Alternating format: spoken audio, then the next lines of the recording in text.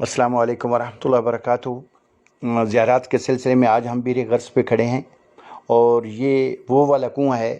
جس کا خواب حضور صلی اللہ علیہ وسلم نے دیکھا کہ جنت کا ایک کنواں ہے، جس کی نشاندہی پہ حضور صلی اللہ علیہ وسلم بیر غرض پہ تشریف لائے، اور جو نشانیاں انہوں نے خواب میں دیکھی تھی وہ یہاں پائی۔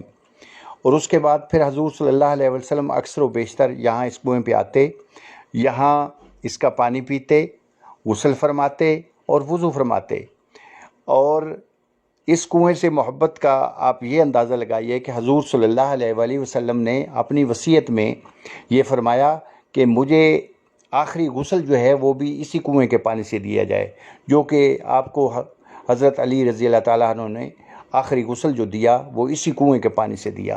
اللہ تعالیٰ ہمیں اپنے آقا کریم صلی اللہ علیہ وسلم سے بہت ساری محبت نصیب فرمائے، اور ہمیں ان پہ بہت زیادہ درود بھیجنے والا بنائے، آمین۔